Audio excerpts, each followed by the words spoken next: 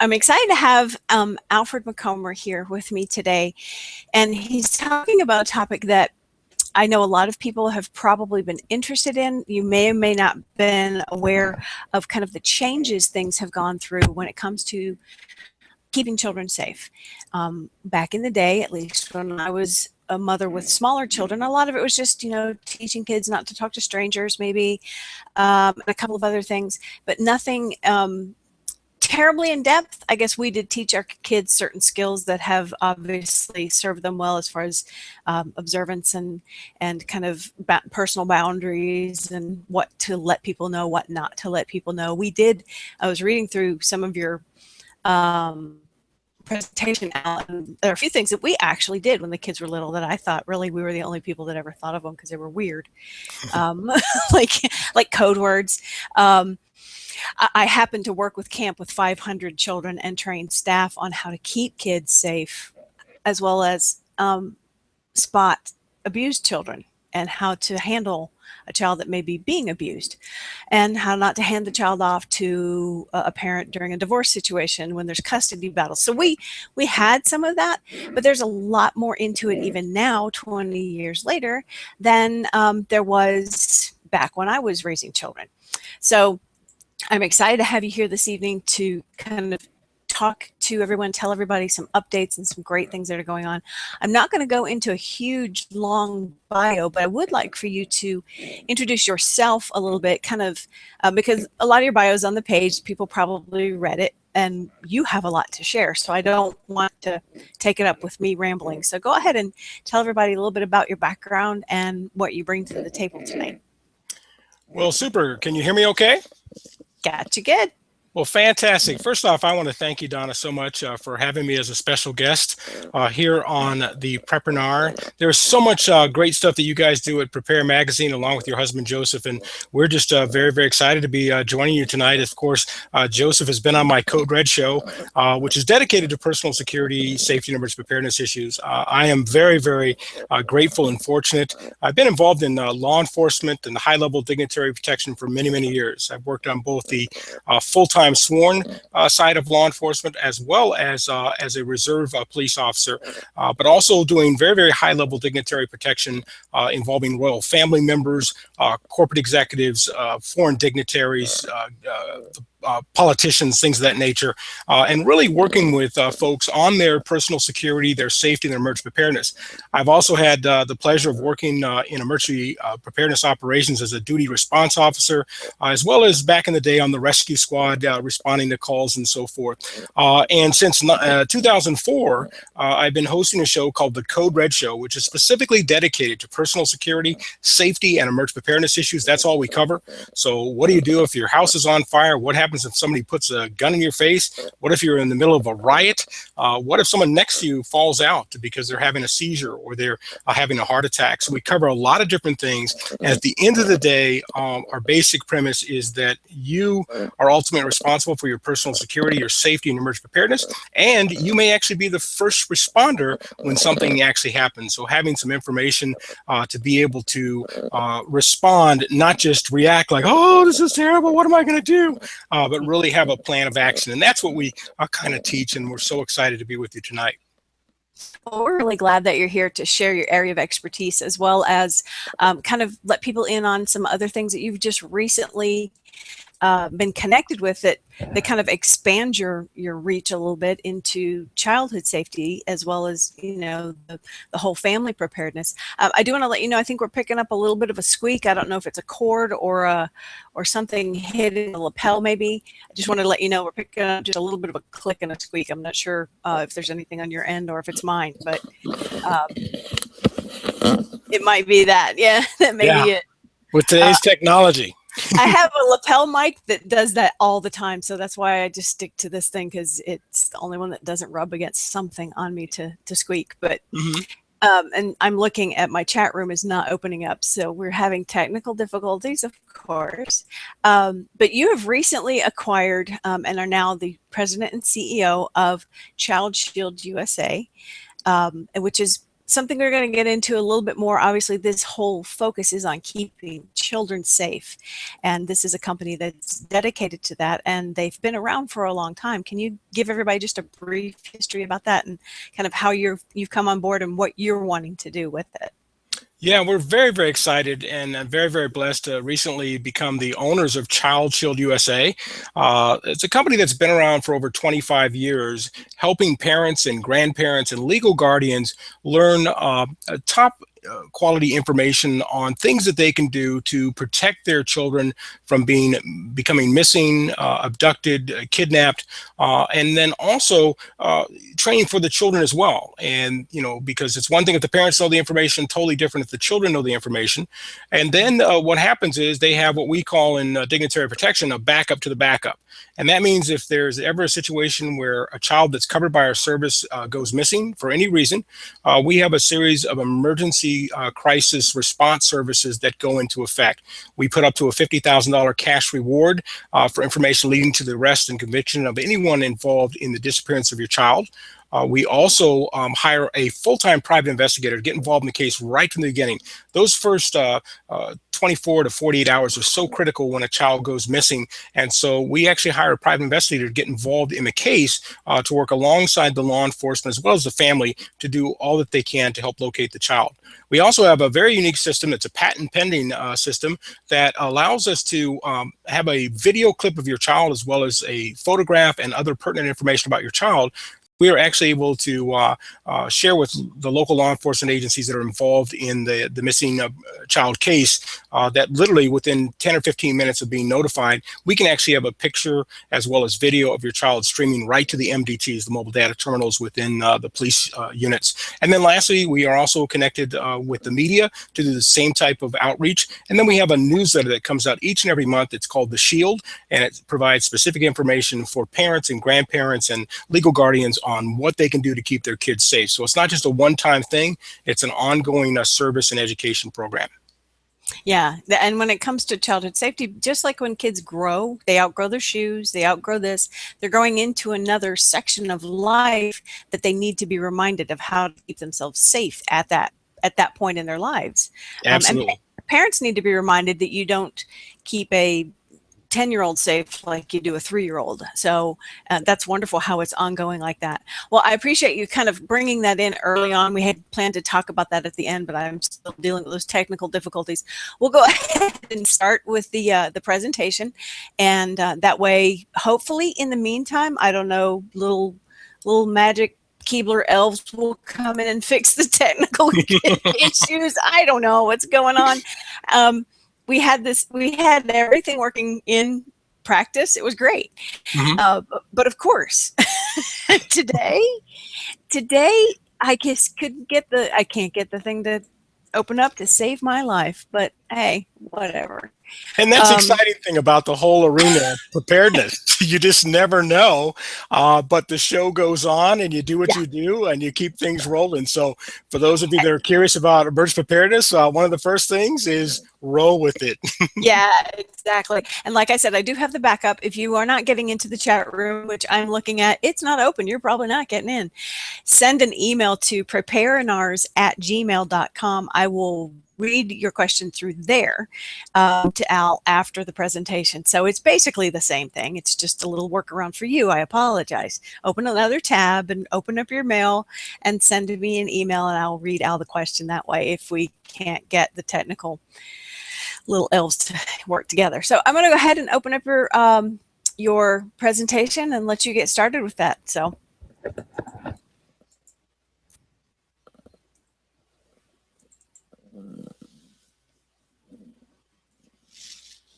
Okay, first, before we get going, I want to make sure you can see the screen. Al, do you see your first slide? I do. Okay, great. We do have the one housekeeping of a disclaimer, and it is important for everyone to understand that neither the featured guest here, Mr.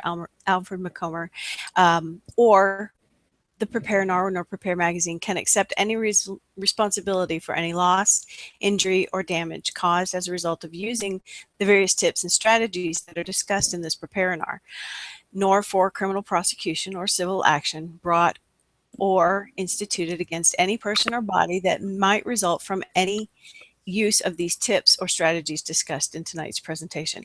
Basically, the short of this is don't check your brain at the door.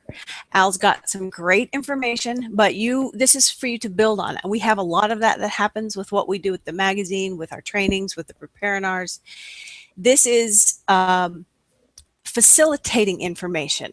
It's not dictating information that says follow it exactly and all will be well. You prepare, you know that's not possible. So this is basically the same thing.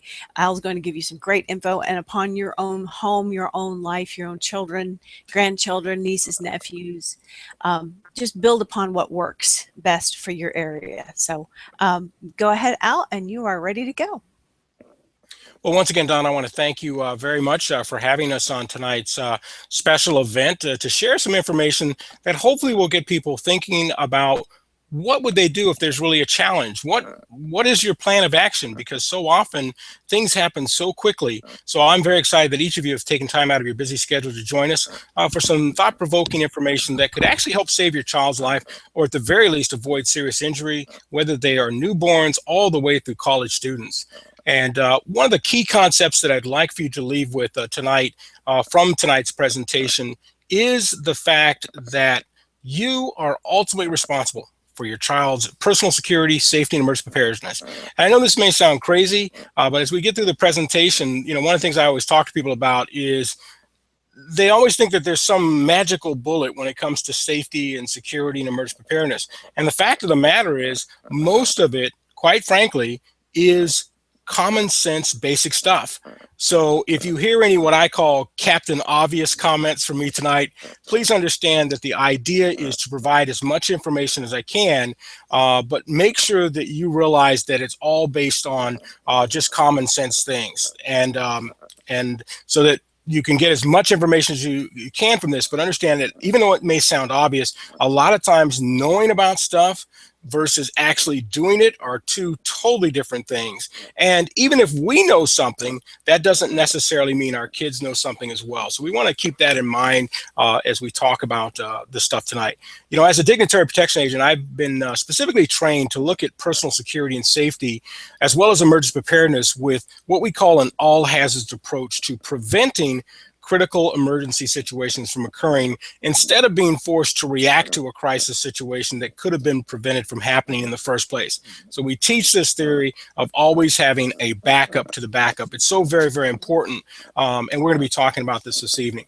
So since we're specifically covering child safety and security tonight, let's first cover some of the basic facts and information from some very knowledgeable sources, including the National Center for Missing and Exploited Children, the U.S. Department of Justice, the U.S. Federal Bureau of Investigation, as well as our own firm, Child Security, Child Shield USA. So as we go through this stuff, and Donna, if you're there, I'm getting some information that the actual slides are not showing up on the for our guests. So if you could double check on that. All right, let me check on that. Let me see if we can go back to.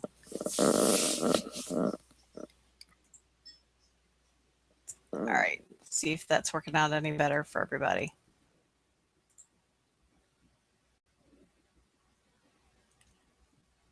They were showing, if you were seeing, now you're seeing them in large form. Yep. And I'm seeing them and they're set as presentation. Let's see. Yeah, I can see them here, but we have another system across the office, and it's not showing up across the office. Let's try that. Let's try this and see. And again, ladies and gentlemen, as we're getting this worked out, that's one of the exciting things about emergency preparedness and safety and security. You never know what's going to happen, even with the ultimate preparedness. That's why we always say have a backup to the backup to the backup, because things will, be a challenge. But this is part of that, is, having the additional screen so we can, see if there's a challenge. And it did come up on the screen there. There it goes. I think we're now... we are now officially cooking with gas. There we go. See, it's so funny because we ran through it. We had a glitch on Monday, couldn't get the run through going. So we ran through yesterday and everything was running through great. And so here it is today. Live always means, a little bit of discomfort. So here we go. But as long as it's up now, we are perfect. We are ready to roll. So, as we were saying, let's look at some of the basic facts from very knowledgeable sources. As mentioned, the National Center for Missing and Exploited Children, the U.S. Department of Justice, as well as the FBI, and even Child Shield USA. The bottom line is there are nearly 1 million children reported missing each and every year in America. And of those, only about 100 are what we refer to in law enforcement as actually kidnapped, which means taken by force. Uh, Really, over 2,000 kids a day are actually reported lost or missing to law enforcement authorities across the United States. And sadly, many of the abducted children are actually dead within an hour of being abducted. So it's a very, very, challenging situation out there. So as we go over to the next slide, it's important to realize that out of every 1 million children in America, the statistics show that 10,000 of those children will be reported missing. And based on the most recent statistics, there is a 1 in 100 chance that your child will become missing in the next 12 months. And that is not meant to scare you. It's just looking at the statistics and what's really going on out there on a regular basis. Now, many children are actually taken by molesters who have actually spent weeks and months and even years gaining the trust of the child and oftentimes their parents as well. And that's why one of these challenges is that most children today are not taken by strangers or what the child might perceive as a stranger. But even more shocking is this next statistic, and that is that 1 in 100 children will actually be abused or even molested on an ongoing basis, and their parents won't even know anything about it. The other challenge is that having your child become missing, it's actually surpassed all other ways of losing a child. So whether it's through a car accident or illness, it is a big, big challenge. And we just need to wake up across America, not only our parents, our grandparents, our children, our neighbors, our people that we work with, and get real serious about what we're going to do to help keep our kids safe. And it's part of an overall plan. There's not just one specific strategy. So as we move forward, we want to talk about one challenge that often can lead to a potential for a false sense of security when it comes to child safety and security issues. Now, I want to be very, very clear. I'm not knocking any of these programs that you see below, whether it's a child ID program, completed fingerprint cards. And the reason I say completed is it's one thing to get some fingerprint cards. It's something totally different to actually have your child's fingerprints rolled, what we call in law enforcement, onto the actual cards themselves. DNA sample kits, dental impressions. The problem with these things is while they give you a sense of feeling good that you're doing something, the bottom line is they do absolutely nothing to prevent your child from becoming missing in the first place. Even the nationwide government program, the Amber Alert system, very well-known program. It's done a lot of good in communities across the nation, and even GPS tracking devices that are available on the market today. They do nothing to prevent your child from going missing. So as a law enforcement guy, as a bodyguard guy, a dignitary protection agent, our whole thing is we want to prevent the situation from happening in the first place. So just keep that in mind, that sometimes it's great to have those things, but the sad truth is they're often used to identify a body. So we want to keep that in mind. I want you that are tonight with us that are parents and grandparents and legal guardians. For a few moments here, I'd like you to imagine a few different scenarios. The first one, you look out into your backyard where your daughter was playing just a few moments ago. You don't see her anywhere. You call out for her by name, but she doesn't answer. Or let's say, for instance, your son left an hour ago to walk 3 short blocks, just heading down to his best friend's house for dinner. You get a call from the boy's best friend's mom calling saying, "Hey, your son has not arrived." It creates a real world challenge. Let's go on to the next slide. You could be at a baseball park with your son. You go to the refreshment stand, just want to get a hot dog and a Coke. You take your eyes off your son for a few moments to pay the bill for the food. You turn around and he's gone. Or what about this? You're waiting at the bus stop for your 5-year-old to return from kindergarten. The bus arrives and unloads. Your child is not on the bus. Think about this for a second. There's over 1 million similar situations that occur each and every year across America. I ask you this question. In this frantic moment of major crisis, would you know exactly what to do? I got to tell you, folks, it's every parent's worst nightmare, and it just happened to you. Think about this. Who do you call first? Should you go out and look for your child? Or is it better just to stay home and wait? These are the situations. And the bottom line is the clock is ticking, because when a child turns up missing, time is critical. As I mentioned earlier, those first 24 to 48 hours are absolutely critical.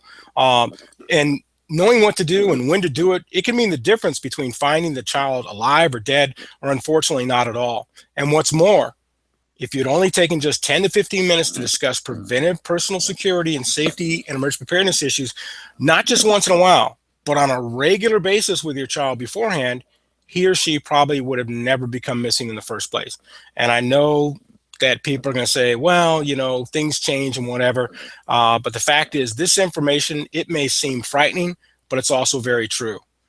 And the bottom line is pretending that these types of situations don't happen, or having what I call this fake mindset of, oh, we live in a great neighborhood. That can never happen to my child. My child knows what to do. Unfortunately, it's not a way to protect your child. There is something you can do, though, and that is regularly educating your children and helping them learn important safety and security and even emergency preparedness strategies using a system of prevention through appropriate educational resources that can make a dramatic impact in keeping your kids more safe and secure. So it's all about learning the information and then sharing that information with your children, and remembering you got to do that on a regular basis. You got to reinforce that. So let's talk about tip number one. I've kind of gone into this already. It's understanding that you are ultimately responsible for your children's personal security, their safety, and their emergency preparedness. As we go through this presentation, I'm going to show you why those things are interconnected. But here's my point. You cannot just delegate this responsibility to someone else. The local law enforcement or sheriff's department in your area, community organizations, or maybe it's a sports team that your kids participate in, or even the school teachers. You can't just say, okay, I'm dropping off my kid here, hope everything's fine. No, you've got to be involved. So let's go over to the next slide there, Donna, if you would. We're going to talk about this concept of DPAM, which is what we call dignitary protection agent mindset. And by using this type of mindset and getting used to this, you can actually develop an all hazards emergency preparedness approach to your children, and not only your children, but your overall family response plan for personal security and emergency preparedness. Because often the same plans, the exact same strategies that you would put in place for a specific security or safety issue, they can also have a direct impact on your family's overall emergency preparedness. And this is what Prepare Magazine does such a great job each and every month, with fantastic articles and experts that really provide top quality information that you can use that can play a big role in the overall preparedness for all sorts of incidents. It doesn't have to be a big, shutdown of the government and everything else. It could be something just as simple as a fire or something. And let's talk about this example here and how this kind of keys into what I'm talking about here. The most common disaster that a family will likely experience is actually a home fire. So think about this for a second. If you discuss the safety aspects of fire prevention with your 5-year-old, your 10-year-olds, your 13-year-olds, and you do that by also not just talking about it, but literally conducting a regular fire drill with members of your family, you're covering not only the safety aspects of preventing fires, but you're also increasing the emergency preparedness aspect of your overall all hazards plan by having a specific practice plan of action to respond if a fire incident should ever occur at your home. And I would challenge each of you that are on this call tonight as parents, grandparents, and legal guardians, do a fire drill with your family. I know it seems tough. I know it seems like, wow, drop, roll, all this stuff. The kids come home, they're all excited about school. But I will tell you this, practice with your family. I'm talking about getting off the couch, getting on the floor, crawling out of your home, turning off the lights, having a plan of action, talking to your children about not just opening the door, all those kind of things, because this could make a very, very dramatic impact. And I'm going to tell you about it because here's some facts from the National Fire Protection Association. During 2007 through 2011, home structure fires killed an estimated average of 2,570 people and caused an average of 13,210 civilian, which would be non-firefighter injuries per year. The bottom line is males are more likely to be killed or injured in home fires, more so than females, and 56% of the deaths and 53% of the injuries they account for. Some more statistics that we can kind of drive this point home. During that same period, 2007 through 2011, cooking equipment was the leading cause of home fires and home fire injuries. Smoking was the leading cause of home fire deaths, and leading causes of fires that injure or kill. They actually vary by age group and things of that nature. But here's what I want you to understand. 3 out of 5, that's 61% of the people killed in fires started by playing with a heat source were children under the age of 5. So it's a very, very important thing that we need to keep in mind. I want to give you some more insight on fires and burns, because this is a big challenge, that law enforcement and firefighters, when they respond to these type of calls. This information comes from Safe Kids Worldwide. It discusses just some more additional insight for you on fatalities. 325 children ages 19 and under actually died from fires or burns in just 2011. 85% or 277 deaths were actually in residential home fires. 47% of the children who died from fires or burns were age 4 or under. The death rate for children this age is almost twice that of 5 to 9-year-olds and almost 4 times that of 10 and 14-year-olds. On the injury side of the house, over 136,450 children aged 19 and under were seen in emergency rooms for fire and burn injuries. So some additional things to keep in mind. Working smoke alarms reduce the chance of dying in a reported home fire by more than half. When was the last time you checked your home alarm, your smoke alarm, to make sure that it's working, make sure that it has a new battery?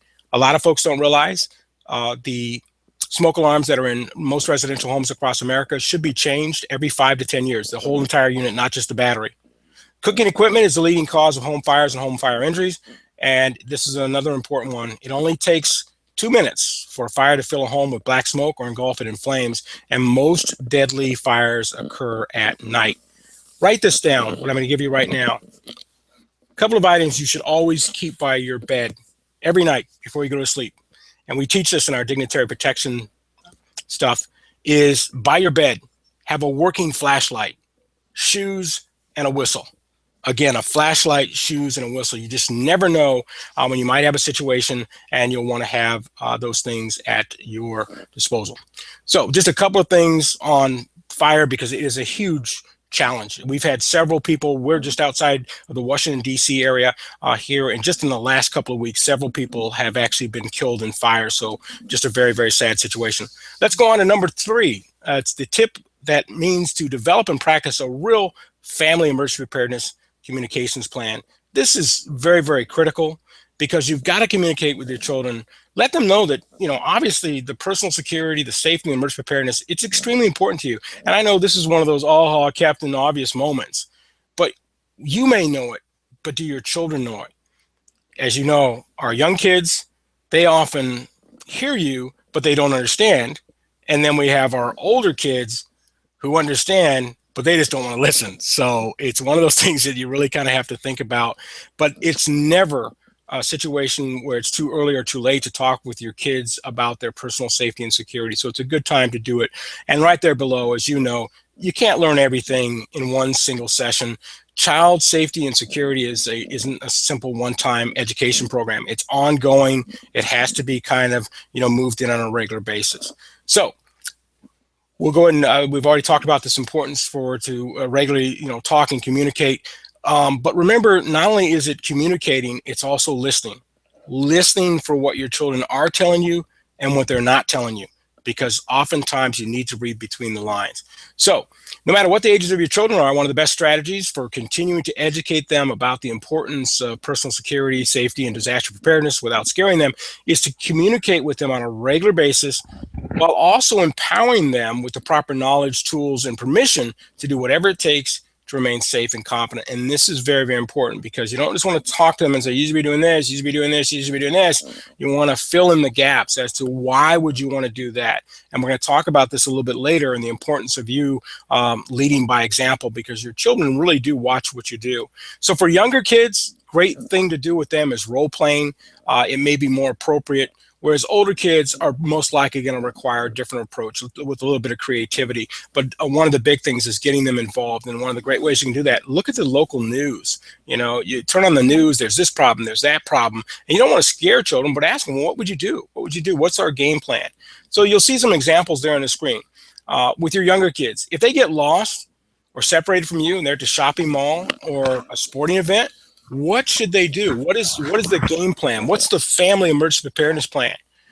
One of the things we often stress is that you want to have your child as much as possible be able to stay in that same area and seek an adult to help them, because oftentimes if you lose a kid in a certain area, where your kid last was. So having them remain in that area, if they get lost or separated from you, that's something you can do. But you need to talk about this before. The other thing is, and this comes from the original founder of Child Shield over 25 years ago, he talked about this issue of, if you call out for your child, wait to hear a response. If you Jenny, Jenny, Jenny, Jenny, you're not listening to hear Jenny respond back. So make sure that if you are going to call out your child's name, make sure that you take a moment to listen. Another one, what if they're at school and there's a tornado that strikes, or there's a severe weather incident that occurs and you're not there? And think about this. Parents are usually at your kid's school all the time. No, if you're at work or you're doing travel or something else going on, so you need to have a game plan. What should they do? Are they going to be better seeking cover? Are they going to shelter in place? If they do shelter in place, are they going to have additional things? We've seen deadly tornadoes all across the United States and other severe weather incidents, and you got to have a game plan before something happens. Same thing. What if there's an active shooter incident at their school or the local movie theater? We're going to talk about, one particular thing that we definitely want you to be aware of, but you need to have a plan of how you're going to handle that with your child. What if someone attempts to grab your child or put them in a vehicle? One of the things, especially if they're smaller kids, we teach kids become dead weight. In other words, just kind of drop yourself down to the ground, which makes it more difficult for somebody to drag you. If you have a bike and you're on your bike and somebody tries to get you off your bike, basically clutch yourself to the bike. I mean, it's going to be very, very difficult for a suspect to try to put, a kid and the bike into a trunk or something like that. Yell fire. And we teach this, yell fire versus yell help. So a lot of times people don't hear help, but if they hear fire, they immediately tend to look around and get involved. And also screaming out things such as, "You're not my mommy, you're not my daddy, call 911." People hear that, and that way they can get involved. And that, at the end of the day, is what you want to do, is get people involved and see what's going on. Let's talk about tip number 4. It's teaching your children to always know their current location in case of an emergency to summon first responders. This is very important, and it's kind of difficult sometimes, especially for young children. But as early as possible, be sure to teach your children to remember their full name, their address, their telephone number, as well as how to properly call 911 in case of emergency. I'm sure you've seen on television instances where even small children have had the wherewithal to know to pick up the phone and dial 911 because their mom has passed out, maybe from diabetic shock or some other situation. And they've literally been able to save their parents' life because they knew what to do. So it's very, very important to teach children that. Now, as a law enforcement officer, I would also say it's very important to teach them not to call 911 if it's not an emergency situation. And we've had this happen where, as a police officer, I've responded to calls where we call it a 911 hang up, where somebody's called and they've hung up the phone. And most agencies will send an officer out or a pair of officers out just to check to make sure everything's okay. One other tip that I would say, if you have a situation where it's a home invasion, it's something major, teach your kid to not only dial 911, but not to hang up the phone. That way the dispatchers can listen into what's going on. They can advise the units that are responding to the scene if there's any updates and information, and you're definitely going to get a response when there's an open line. As your children get older, help them become more aware of their surroundings, and other important addresses and locations. And what I mean by this is, maybe you're out at the local mall, you might say, "Well, Johnny, what store are we in? Or are we at the food court?" Give landmark situations, especially in emergency situations, as police officers respond. All the information coming in is very critical, but it helps the law enforcement officers make key decisions as to how they're going to approach a situation and depending on what is going on. Now, this next thing we have here is an important tip, and I'm not sure if folks on the line have done this, but I highly recommend you do this, and I highly recommend you do it in the next 24 hours. Call your local law enforcement agency, the local police department, sheriff's department, or perhaps you have some other type of law enforcement agency that's responsible for your area. Call them on a non-emergency line and tell them that you'd like to check your 911 phone call to their dispatch center to confirm the address that actually comes up on their screen. Folks, this is very, very important. If you're here tonight and you're here to get information regarding safety of your children, this is also a good tip if you have older parents to check those lines and make sure that when 911 is dialed from the phone within the home, that it actually shows up the address inside of the communication center. I cannot tell you the number of times as a police officer, both on the West Coast and here in the Washington, D.C. region, of the fact that the location data is so critical sometimes when responding to a call, and even your business location. We've had situations where folks have actually passed away because they weren't able to get the first responders there in time because they had the wrong information. And I also want to say one other caveat with that. Remember, many folks today are moving away from home landline phones. This particular strategy is designed specifically for home landline-based phones. And of course, with cellular, it's a totally different cat. But if you do have a home line, definitely be sure to do that. Number 5, why teaching your children not to talk to strangers just isn't enough to keep your children safe from harm in today's often dangerous and violent world. The bottom line is that one of the big challenges that has happened is that in many cases involving crimes against children, the suspect is actually known to the child, to the victim. So whether it's a family friend or it's a relative committing a crime against a very young child, or even a college-age boyfriend slipping a narcotic into your daughter's drink at a college party, the suspect is actually oftentimes known to the victim, and therefore they're not necessarily considered a stranger danger threat.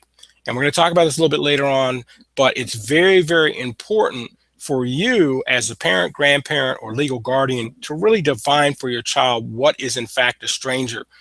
So that way, when things happen that shouldn't happen, your child will not be thinking, well, it's not a stranger. Number 6, very important tip here. Your child might actually be the first responder during a critical incident. We teach this in our courses, not only for young people, but also adults as well. A lot of people think when something happens, oh, I'm just going to pick up the phone, I'm going to call 911, and the police are going to race to the scene, the fire department's going to show up, everything's going to be okay. Well, folks, I got news for you. It's going to take a while for law enforcement to get on the scene unless they're actually there when something happens. And depending on the situation, that response is going to change a little bit based on officer survival tactics, based on the actual situation. So just remember that when things happen sometimes, there may take a while for those law enforcement arrive on the scene. So whether it's an attempted child abduction, like we saw in Washington State a couple of months back, where a suspect actually tried to run away with an infant little boy. His 8-year-old sister started running after the suspect, and then her little brother started running after her, and then teenagers in the neighborhood got involved, and then adults got involved. And the good news is the infant son was recovered uninjured. But that's a great example of how an 8-year-old girl is actually involved in a real critical emergency right away. So it could be a school shooting, it could be a car accident, it could be a fire. What about the stage collapse that occurred just last week, where folks were on a stage dancing, and then all of a sudden the stage collapses? So there's all sorts of things that can happen. And just remember this. Oftentimes you or even children are going to usually be immediately on the scene of the criminal act, as well as any natural and man-made disaster before the professionally trained first responders can actually arrive on the scene. So you got to think in terms of that. And I mention this because of the fact that it's highly likely that at some point your child might actually be a first responder. It's very, very important when it's appropriate to actually help your child obtain certain skills and expertise that actually could help them in an emergency crisis. What am I talking about here? Well, there's vital life-saving skills that you can learn, such as basic first aid, CPR, rescue breathing. They've kind of moved away from that, but it could actually help save a life or someone in a disaster. Learning important safety basics, such as this very, very important thing, which is never, ever, ever enter a burning building or re-enter a home once you've come out. Avoiding down power lines or attempting to drive a vehicle if you've got a 16 or 17-year-old that's got a license and now they're driving, the importance of them not driving through a flooded roadway that can be life or death information that if your child has, they can make the appropriate decisions. And some of this training that's available now, it's being done at younger and younger ages. I recently had a doctor on our show from one of the hospital systems up in New York, and they were actually training seventh and eighth graders in CPR. So oftentimes the Boy Scouts or maybe it's the local YMCA might be offering these courses. So encourage your children to get involved. And I also encourage you, if you don't have those certain skills, lead by example and participate with your kids in getting some of those those vital skills. And the power behind this is it gives you and your children the ability to, again, what I call respond, not just react when a critical emergency incident occurs. So very, very important. Let's go over to the next slide there.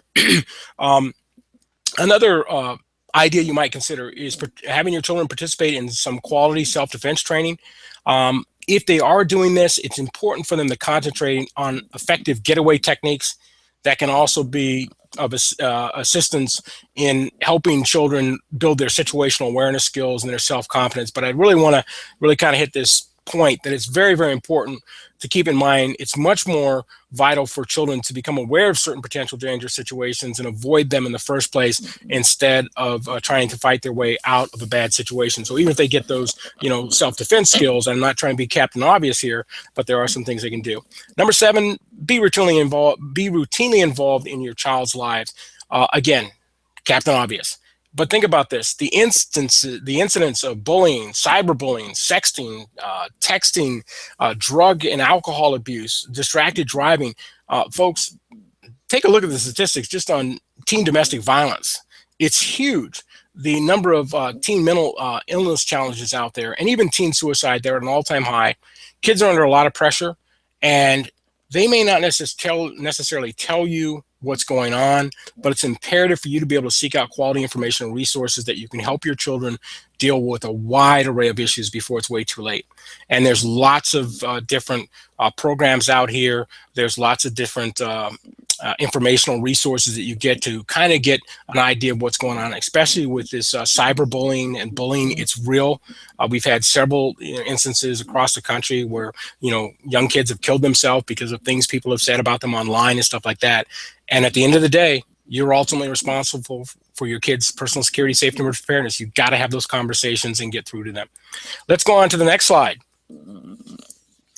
And what I want to do here is talk about some basic children's safety guideline tips, and we're going to cover some for younger kids, for middle school through high school, and then we'll talk about some of the college, kid situations as well. And the reason I want to do this real quickly, as parents, what you're going to do with your younger kids is going to be totally different than if you're talking to, your kid is in high school and then a kid that's off to college. Just some quick statistics here, again, from Safe Kids Worldwide. Fatalities, suffocation, and this is for the younger kids. 1,169 children aged 19 and under died from suffocation just in 2011. 77% of those children, which is 896 who suffocated, were under the age of 1 year old. 59%, 692 who suffocated were boys. So just very, very important to remember. Another huge challenge is TV tip overs, furniture and appliance tip overs. I don't know if any of you are aware of this, but it is a huge challenge where several kids are actually, pass away each year because of situations involving appliances and so forth actually falling onto them. So something to definitely keep in mind. Falls, 138 children ages under 19 died in falls in 2001. I'm going to speed up a bit here. I want to talk real quick about poisoning safety. 838 children aged 19 and under died from poisonings in 2011. 746 of these deaths were drug related. It's a big, big issue out there. And also over 125,000 children under the age of 19 were actually seen in emergency rooms for non-fatal poisonings. Big issue here, children 13 to 24 months are most frequently seen in emergency departments after getting into medication. So got to keep that in mind, especially if you have young toddlers. The leading cause of non-medication exposure calls to poison control centers for children ages 5 and under, cosmetics and personal care products, household cleaning substances, and things of that nature. So just very, very important.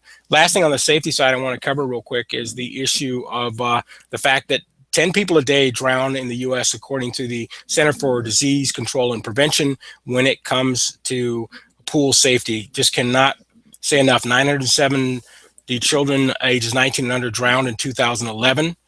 51% of those kids, 490 who drowned, were under the age of 4. 4 important tips for you with regard to your kids and water. Watch your children very closely if they're at a pool. Non-swimmers should always wear life jackets. No diving in water. You need at least 9 feet of water in order to do dives, and no long holding of the breath. So just a couple of things there on the safety aspect. Let's talk specifically also about the security side for our younger children. We've talked about earlier the importance of defining what is a stranger. You need to kind of make sure that your children actually know that your definition of a stranger. So example, it may be anyone you as a parent have not personally met or know. You'll also see there, never talk to strangers, go anywhere with a stranger, take anything from a stranger. If someone asks personal questions or they make you feel uncomfortable, or perhaps they touch you in an inappropriate area of your body, they need to be telling you about it, or an adult that they trust. It's also a good thing for you to point out to those children what are the areas that people shouldn't be touching, just so they know. If they're going to be late, they always phone home. And of course, before they go anywhere with anyone at any time, they're getting their parents' permission. Let's go over to the next slide. When your children are away from home, it's so imperative to teach them the importance of safety in numbers. It's great for them to stick close to friends or stay in a group at all times. I'm amazed sometimes I'll be out and about and you'll see fairly young kids and they're not accompanied by anyone, and it just kind of puts my radar up like what's going on. So, folks need to really be practicing the safety in numbers. You want to develop a secret family code word for your children to remember. Instruct your kids to never go anywhere with anyone who cannot tell them your family code word. That word should be changed on a fairly regular basis, but not like every week or something. And then be very careful of how many people that you give the code word to. So if you've got, Aunt Sally and, Uncle John, all these people have, access to the family word code, that's not going to be very effective. When they do answer the telephone, they never give out any information to anyone they don't know. That last one there, very, very important. This has been covered on many of the local news broadcasts, that many home invasions have occurred when children unknowingly actually open the front door to complete strangers. So you want to be sure to teach your kids that you want them to keep the doors and the windows locked at all times. And even when you're home, remind them not to, open up the door without your permission. As we go over to the next slide, just a couple of quick tips. If you have children that are a little bit older, say middle school through high school, this is very important. Make clear and very concise household rules and expectations, and make sure your child understands them. It's all about communication with your children. So you got to be constantly communicating with them. Also, you want to teach your child to walk with confidence, walk with a sense of purpose, their head up high, and make sure they have good eye contact. And these two tips actually come from our good buddy, Sergeant James Giamonero, who's a full-time law enforcement officer in the state of Florida. He wrote the book called Parents, Predators, and Prevention. It's a complete guide to keeping your kids safe and confident. And one of the things he always talks about is bad guys usually don't have alternate plans. They just have alternate victims. So the more aware and confident your child is, the less likely they will become a victim. Let's also remember to just kind of a strategy. Advise your kids to walk on the sidewalks of main streets. My personal thought process is to walk in the direction of oncoming traffic. It gives a barrier if somebody tries to snatch them. Certainly they want to avoid alleys, deserted areas, and potential shortcuts through unsafe areas. Again, common basic stuff, but you'd be surprised at the number of folks that go, I never thought of that. Always want to know where your children are, what their activities are, who they're with. Depending on their age, you might also want to have a cell phone. Another challenge is a lot of families today, kids live with separated parents. So they're with one parent part of the time, another parent the other part of the time, or their stepchildren, whatever. So it's also very important that the whole family be on the right communication page in case, let's say, for instance, Sally, who normally is home at 4:30, isn't home at 4:30 because she's actually staying the night at someone's house, but that wasn't communicated to all the members of the family. And so now we have a crisis that could have been avoided if everyone knew what was going on. Also there at the bottom, make sure that you have your kids' friends phone numbers, as well as their parents' phone numbers programmed into your phone. Because that way, if there is an emergency, at least you can, get in contact with other folks relatively quickly. It goes without saying, as we go over to the next slide there, that another, very, very huge challenge right now is internet safety and security with our children. It's important to explain, especially the younger children, that the person they are chatting with online or via text may not be the same person in real life. So you're going to want to be monitoring your children's email, text messages, any of their social media accounts, depending on their age and so forth.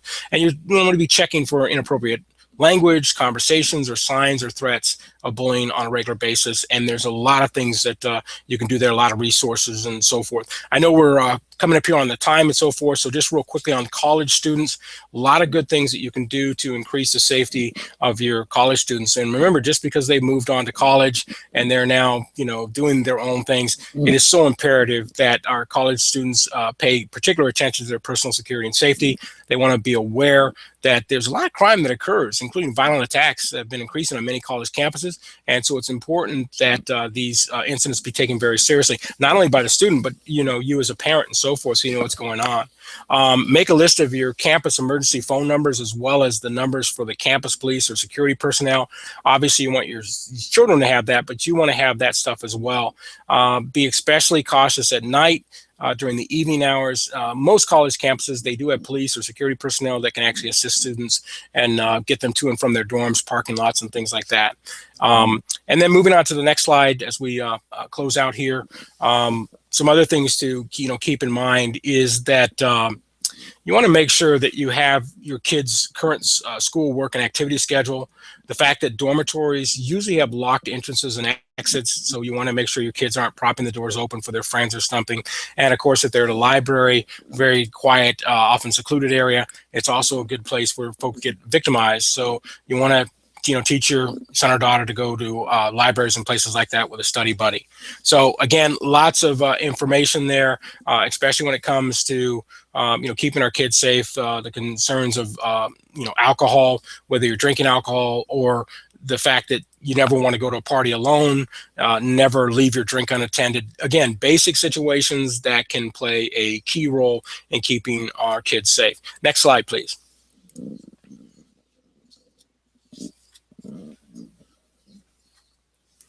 So tip number 9 is develop a growing list and library of articles, books, CDs, and DVDs to really educate yourself and your children on proper personal security, safety, and emergency preparedness issues. I realize we are all very, very busy today. We've got so much stuff that we're doing, but it makes good sense to make sure that you have a growing library so that you know the latest information, some of the things that are going on, and it can help you develop your own game plan, and then share that information with your children, depending on their ages. Share it with your neighbors, have your backup plans, and so forth. And then the last slide there that we're going to talk about tonight is tip number 10, and that is the importance of leading by example. Whether your children admit it or not, they really do watch what you do. And so many of life's real powerful lessons and mental mindsets your children carry through their lives into adulthood are actually a direct result of what they have learned by watching you. So make sure you're being a good example. When it comes to your own personal security and safety, do you practice safety and security by being aware of your surroundings and having a real plan of action? So this is so very, very important. So if you can answer that you do that stuff, fantastic. If not, I would encourage you to ask yourself, when would now be a great time to get started on your journey to being properly prepared before disaster strikes? And that completes what we were going to talk about this evening. I do want to thank each of you for your time and attendance on tonight's Prepare Magazine Preparinar. It's been real exciting to be here and share information. And so, Donna, I'm going to turn it back over to you. Awesome. That is some great stuff. Just tons of it. And I know there's probably more you could have even expounded upon and gone into on further detail. The statistics of some things are so extremely alarming. But they need to be, a lot of people don't think about them. So they need to be told. And a lot of those things, I have to say, I don't feel like such a bad helicopter mom because I did so many of them already when they were growing up. At least I feel like, yay! I tried to train parents of children that I worked with at camps to do some of these things. and of course staff to very much treat kids the same way with almost a parenting attitude. Some of that stuff was just I'd never thought of, but a lot of it I don't feel so bad for doing anymore now that you said it. So I am going to toggle over to, if you don't mind, toggle over and look at the email, hoping that if you had questions for Al, please send them to preparinars at gmail.com. Because I'm looking at our chat is still trying to load and it just has not loaded at all. So I'm going to go over there and look real quick. You have an offer to give everybody if they're interested in the Child Shield program. It's for people who actually came and attended. Could you tell everybody about that and how they can go about saving some money that if they want to get involved in the program? Super. Be more than happy to share some details. We are very, very excited, Donna, to be with you on tonight's broadcast and so forth. And what we wanted to do is put together a very, very special deal for people that are involved in Prepare Magazine. However you came to tonight's information and so forth. So what we put together is we have two different pricing packages for the Child Shield USA program. What you can do is go over to www.childshieldUSA.com. Again, that's www.childshieldUSA.com. And you can read all about the information about our program, what we do, how we do it, some of the benefits and so forth. And then what we'd like to do, if you decide this is a program that you'd like to get for your family, and it includes all of your children, from infants all the way up to college-age students up to age 24, if they are away attending college or trade school or what have you, it covers all of your children in the household. The one-time cost for our basic program is $399. And that's just $19.95 a month for the ongoing program, which includes those benefits we were talking about earlier in the event that your child should ever end up being reported missing to a local law enforcement agency. And what we put together for all the members from Prepare Magazine is a $50 discount off of our first-in package. And what we're doing right now, we've had some technical challenges. Today has just not been a good day for technology, I will tell you that. But if you have any interest in our program or you'd like to get more information, I would encourage you to call our office. Our main number for Child Shield is 1-800-OK-CHILD. Again, that's 1-800-OK-CHILD. I would also ask that you can also reach out to me directly at my office here right outside the nation's capital in Arlington, Virginia at 703-563-7365. Again, that's 703-563-7365. And then you'll want to use this special code, PREPARE. So the special code is PREPARE. That's going to be our family secret code word. So if you say the word PREPARE and you call our office and say, look, I'm interested in more information, we will make sure that you get that $50 discount. We do have a second offer. We have an upgrade offer, which includes a lot more stuff, including our My Virtual Bodyguard program, where we have a full team of very, very well-known, high-profile personal security, safety, and emergency preparedness experts. You've seen some of these folks on the Dr. Oz show, on Spike TV, on Code Cases, A&E's Code Cases File. They've been on my Code Red show. They've been on Fox and CNN and so forth. And they're part of our network of special experts that work with us at Child Shield USA. And so if you do the upgrade offer, the upgrade one-time offer is $799. It includes our first offer plus all the additional things that you get with our ongoing training and so forth, and you get $100 off of that package. So the same word is PREPARE. So if either of these are of interest to you, visit our main website, again, at www.childshieldUSA.com, peruse through the various information and so forth, and then call us at either 1-800-OK-CHILD or my direct line, 703-563-7365, and we will get you all squared away with the secret family code word of PREPARE. Wonderful. Now, what's interesting is you mentioned the secret family code word, and that is something that we implemented when my children were young. And I know a lot of people have there was a question about that. What do you mean by a secret family code word? Is it, okay, we have a horror story. It's not personal, but we know in the group that we worked with, that someone came to pick up a child from camp, not my camp. This is what we used in teaching our staff how to screen people who's allowed to pick up whom. And they actually brought the parent's driver's license and said, look, he gave me the driver's license to pick up his daughter. I'm fine. Well, this was some other camp and they let the child go. Well, he got the driver's license because he'd killed both parents at home. So Mhm. he had it did not ever occur that he could come by that driver's license. So he, of course, did the same thing to the children that he picked up. Terrible, horrible story. And so we developed, we didn't, we were really obnoxious staff. People had to verify, anyone other than you, I need to have it in writing from you. They need to come by, show me their driver's license. They have to be on the list. And, but what was interesting is our camps grew because people went, oh, they're not going to just hand my kids off to somebody. They're very Mhm. particular. And so Yeah. we developed a code word with our kids. If Mhm. anyone else tried to pick them up from school, they had to ask, what's the code word? And 9 times out of 10, the person wouldn't know. And even if it's just because mom forgot, the kids had the guts to say, I'm not going. You don't know the code word, I'm not going. So, how do you implement that with children? How would you say that's the best way someone can start that? Well, number one, a very, very good question. And also, Donna, thanks for sharing about what happened because there's so many situations that happen all the time. And even having a backup to the backup. One of the great things about what we do at Child Shield is, especially with our upgrade program, our My Virtual Bodyguard program, it actually includes family preparedness software to help you set up your full-blown emergency preparedness plan.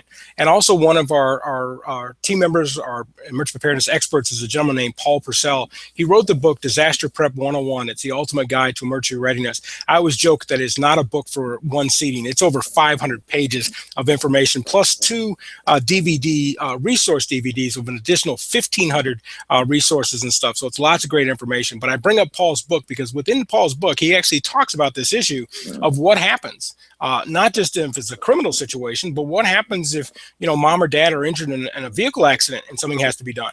So basically what we're talking about with a code word, and I'm so glad you asked the question there from the audience. Thank you so much for that. Basically a code word is a word that only you as members of the family would know, and that you would memorize that code word so that if ever there was a situation like what Donna was just explaining, somebody's showing up at school, they're showing up at the daycare, they're showing up somewhere to pick up your child, that person must have the family secret code word in order to pick up your child. And then with Paul Purcell, we have some additional things that we think you should have, such as a lot of people don't think about this, but let's say, for instance, you have a Hurricane Katrina type situation. Not only might you be on the list, but in some cases, you're going to be required to produce other documentation that allows you to secure that child, especially in emergency. So how do you do that? And this is what we do in the family emergency preparedness side of the house, is we teach folks why this is so important. So again, it's a word that only members of the family would know. Preferably, it's got a very uniqueness to it. It's not something that can easily be figured out, but it gives your child that little bit of ability, what we were talking about earlier, to take command of their emergency preparedness and safety. Because I'll tell you this, if you've got somebody showing up at a daycare center to pick up a child and they can't give the code word, I'm pretty certain that the staff there is going to be a little bit concerned, and they're probably going to have a local call to the police for a little bit of community outreach to that individual Yeah. as to why he is attempting to secure that child. Yeah. Hopefully that helps. And there is also the situation you mentioned, and this is bringing up another point of split families and custody battles. Mm-hmm. It is not a stranger trying to pick up that child and leave the state, leave the country. It may be their actual biological parent or someone, even a step parent at that point. Staff, of course, has to know, just because the kid says, oh yeah, that's my mom, I haven't seen her in 2 months, Mm-hmm. just let the kid go. But your child probably also needs to be aware in a very delicate manner. That's the question. How do you tell them you can't go with daddy if it's not his weekend?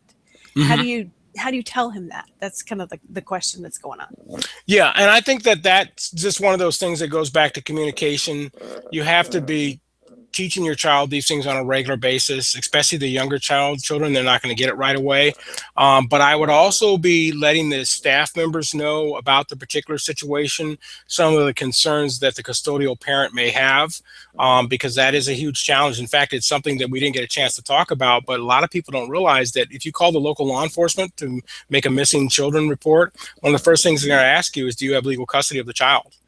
Right. And that becomes the situation. So I'm not trying to not answer the question, but at the end of the day, it's really going to be a combination of communication, not only with the child and making them understand the challenge, but also, whoever the other folks are going to be that are going to be the adult folks that are going to be there, that would, be involved, that, hey, there's a challenge here, and this isn't the right information. And they do need to be aware of that, because without being told that that's a challenge, they won't necessarily know.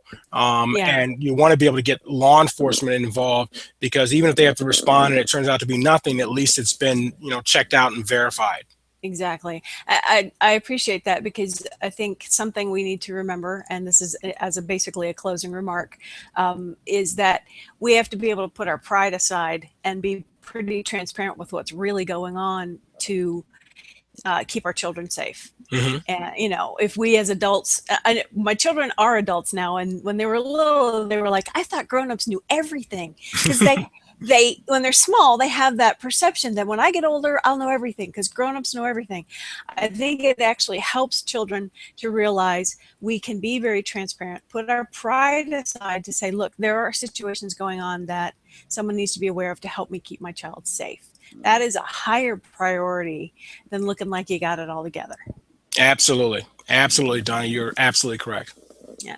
Well, I appreciate you being on tonight, and I know that you're going to probably get a lot of input and calls and questions later on, because we are going to let this play for a little while. The offer that you've given for people to use the code word of prepare to save $50 to $100 on the program is good until what, the 6th? Is that what we discussed? Yeah, it's till May 6th, so just one day after Cinco de Mayo. I know. A week from tonight. And I know if for any reason you're coming by this on a replay, or you're one of the members and you happen upon it, months after, please still feel free to give Al a call, and give them a call at Child Shield USA if this is something that you feel like will bolster the preventativeness of keeping your children safe, not the after fact. That is a little bit tough to swallow, but preventiveness is actually the most important thing when it comes to your child's safety. So thank you so much, Al, for being on tonight. I enjoyed it. Even our blips and weird things that happened, we pulled it off. Yes, it's been a lot of fun to join you tonight, and hopefully everyone got a lot of great information. Again, if you have any questions at all, feel free to reach out to us at 1-800-OK-CHILD. And as I tell everyone, be vigilant, be prepared, and be safe. Bye for now. Bye. Thank you. God bless.